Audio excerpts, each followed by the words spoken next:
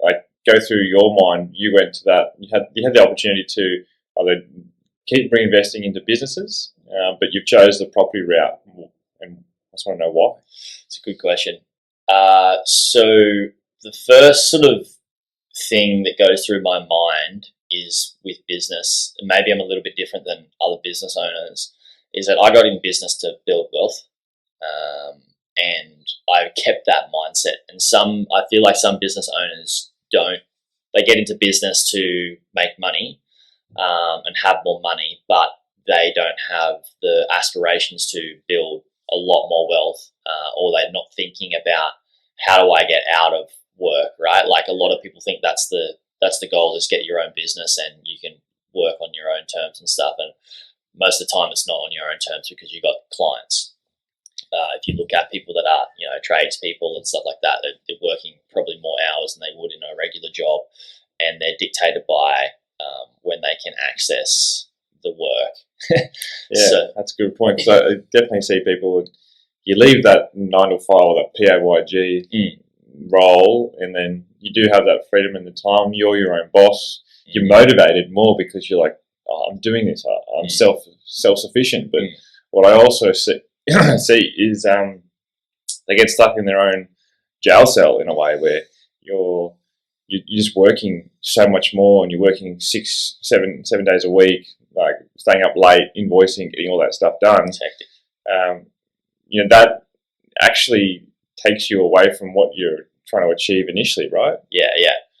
I think most business owners go through that phase, but I think a lot of people get stuck in it. Like, I'm so grateful that I had a business partner and a couple of mentors that taught me, like, you don't need to work as hard as what you are working to grow your business. In fact, it's the opposite way around.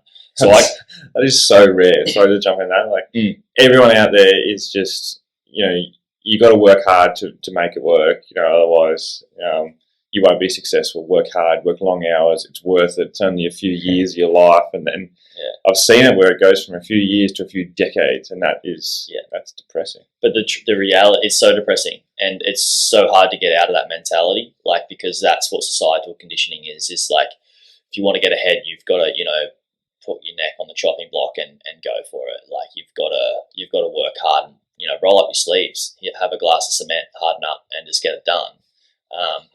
But I am very grateful that I learnt that hard work doesn't build wealth.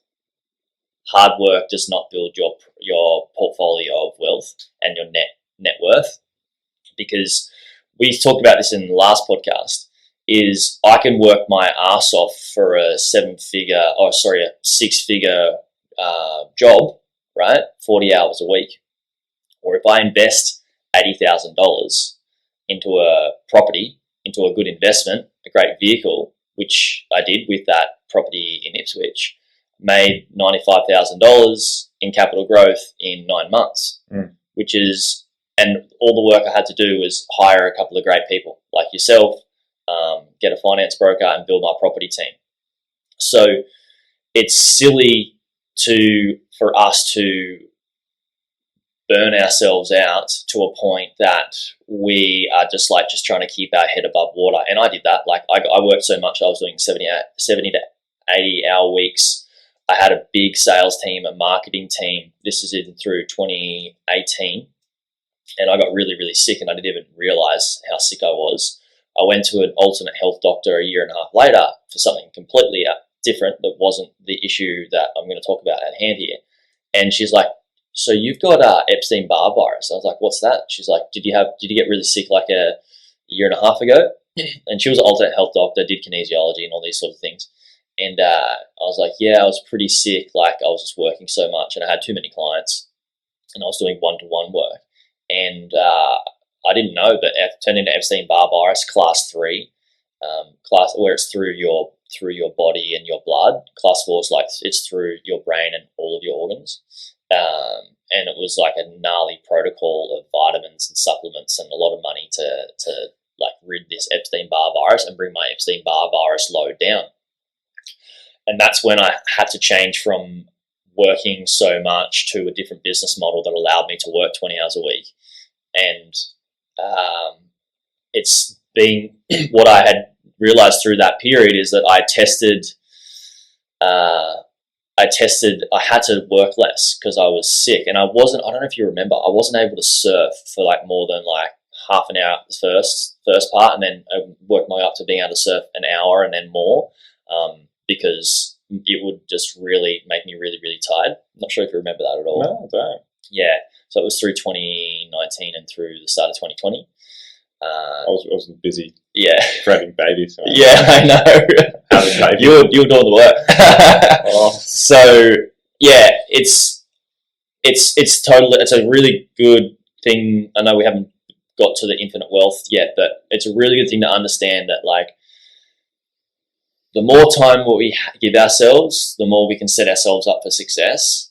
And when we're working too much, we're not able to set ourselves up for success. And it's a totally different mindset. And it's really hard to break out of, because that's all we've been taught most of our lives. Like, if you want something, you need to work for it. And working doesn't mean hours doing something. Working can mean thinking about it for a year and then executing beautifully and doing nothing else, right? If you look at all the most successful people in the world, they don't work much. They just think about, how do I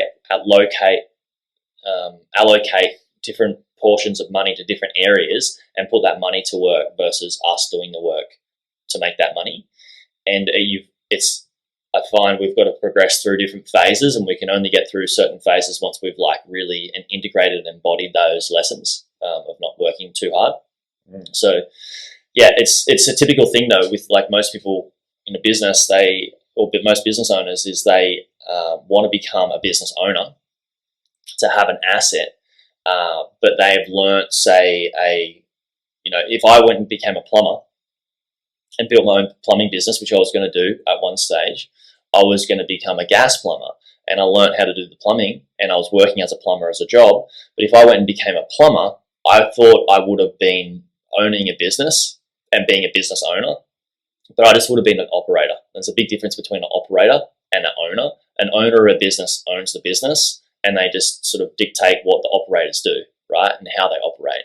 Versus most people that start their own business, versus from what they have learnt throughout their career, they get into their own business and they become operators, and then because they don't know how to be a business owner, they don't know how to wear the business owner hat, they don't know how to get out of it unless they hire a mentor and realize, like, oh, you're working and you've just got yourself a glorified job, where they think it's time working on their own terms, but it's basically dictated by their clients.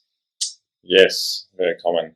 So common. If you look at all of the people that you know in your life that progress from their career to building their own business out of it, most of them are not owners of the business. Most of them are operators and are working big hours. Yeah, they become the key man too. Yeah. And then a lot of the goodwill is in Correct. the person themselves, so they can't remove themselves out of it. Correct. But yeah, it's